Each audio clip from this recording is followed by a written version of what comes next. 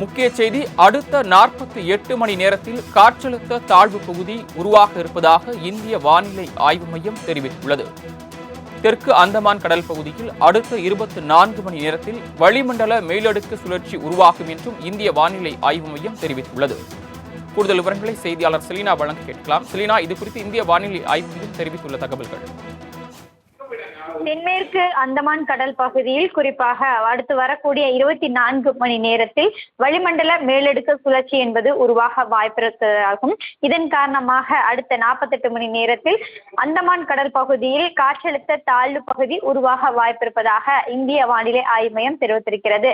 காற்றழுத்த தாழ்வு பகுதி அடுத்த 48 மணி நேரத்தில் உருவான பிறகு மேற்கு வடமேற்கு திசையை நோக்கி நகர்ந்து தமிழக கடற்கரையை நோக்கி நகர்வதற்கான அதிகப்படியான வாய்ப்பு இருக்கக்கூடும் என்றும் இந்திய வானிலை ஆய்வு மையம் தெரிவித்திருக்கிறது. இதன் காரணமாக தமிழகத்தை பொறுத்தவரையிலும் 14, 15, 16 அதே போல 17ஆம் தேதி வரையிலும் கனமழை முதல் மிக கனமழைக்கு வாய்ப்பு இருக்கக்கூடும் என்றும் இந்திய வானிலை ஆய்வு மையம் தெரிவித்திருக்கிறது. குறிப்பாக அடுத்து வரக்கூடிய 48 மணி நேரத்தில் காற்றழுத்த தாழ்வு பகுதி அந்தமான் கடல் பகுதியில் உருவான பிறகு மேற்கு வடமேற்கு திசையை நோக்கி நகர்ந்து தமிழக கடற்கரையை நோக்கி நகரக்கூடும் என்று தெரிவித்திருக்கிறார்கள். ஏற்கனவே ஆழ்ந்த காற்றழுத்த தாழ்வு பகுதியாக இருந்த வங்கக்கடலில் இருந்த காற்றழுத்த தாழ்வு பகுதி தற்பொழுது வலுவிழந்திருக்கக்கூடிய நிலையில் மேலும் ஒரு காற்றழுத்த தாழ்வு பகுதி அந்தமான் கடல் பகுதியில் உருவாகுவதற்கு வாய்ப்பு இருக்கக்கூடும் என்றும் அதுவும் 48 மணி நேரத்தில் உருவாக இருக்கிறது என்று இந்திய வானிலை ஆய்வு மையம் தெரிவித்திருக்கிறது.